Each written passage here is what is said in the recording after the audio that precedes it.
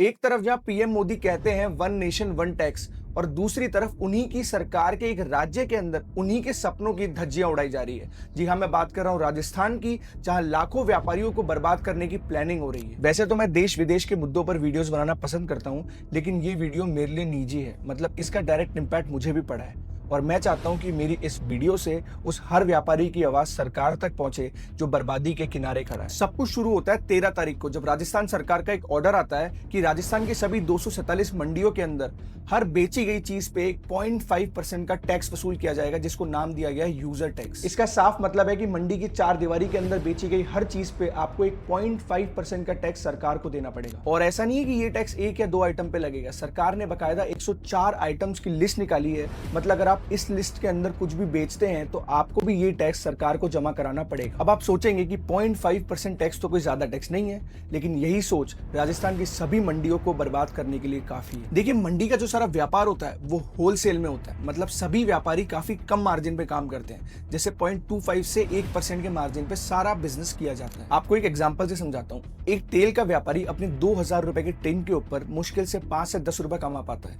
जो कि होता है 0.25% का मार्जिन। और सरकार कहती है कि हमें इस पूरे 2000 रुपए पे 0.5% का टैक्स चाहिए। इसके हिसाब से तो अगर कोई व्यापारी साल का 100 करोड़ रुपए का धंधा करता है तो वो मुश्किल से 20 से 25 लाख रुपए कमा पाता है।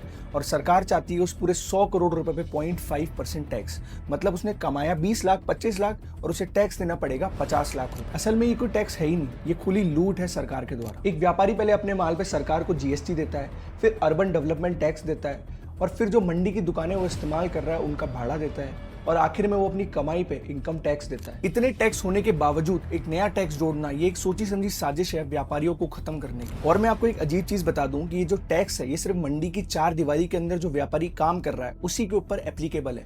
मतलब अगर आपकी दुकान मंडी के चार दीवारी के अंदर है तो आपको ये टैक्स देना पड़ेगा, और अगर आपकी दुकान मंडी से बाहर है तो आपको ये टैक्स नहीं देना पड़ेगा। इसको देख के जो सबसे बड़ा सवाल सरकार से उठता है कि सिर्फ मंडी व्यापारियों के साथ ही ये भेदभाव क्यों?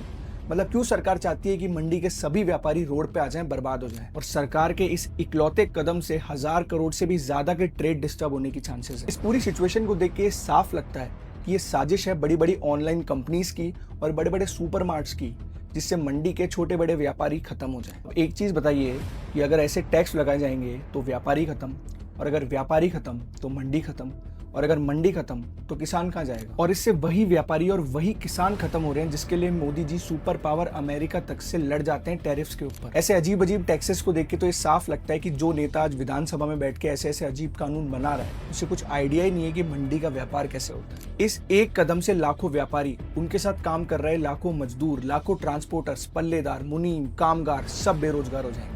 और जो व्यापारी लोन और सीसी लिमिट लेके अपना धंधा कर रहा है वो दिवालिया होने की कगार पे आ जाएगा। और मैं आपको याद दिला दूं कि जब ये मंडियां बनी थी तो सरकार व्यापारियों को मिन्नतें कर आश्वासन देकर इन मंडियों में लाई थी कि आपको सभी फैसिलिटीज दी जाएगी, आप बस यहाँ पे व्यापार करिए।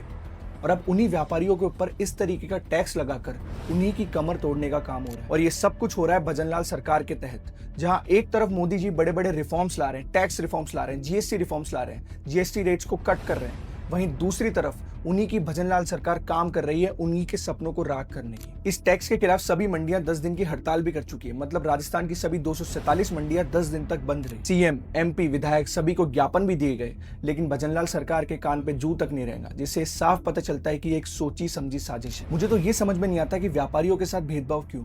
मतलब ये वही व्यापारी हैं जो मिलकर एक देश के जीडीपी का बैकबोन बनते हैं। ये वही व्यापारी है जिन्होंने बीजेपी को कोर सपोर्ट दिया है। मतलब बीजेपी को वोट दिया है इस उम्मीद में कि वो अच्छे टैक्स रिफॉर्म्स लाएगी, देश में ईज ऑफ डूइंग बिजनेस होगा, और अब उन्हीं व्यापारी की कमर तोड़ने का काम हो रहा है। इस वीडियो को ज्यादा से ज्यादा शेयर करिए ताकि ये आवाज सरकार के कानों तक पहुंचे और ऐसे काले कानून तुरंत वापस लिए जाए।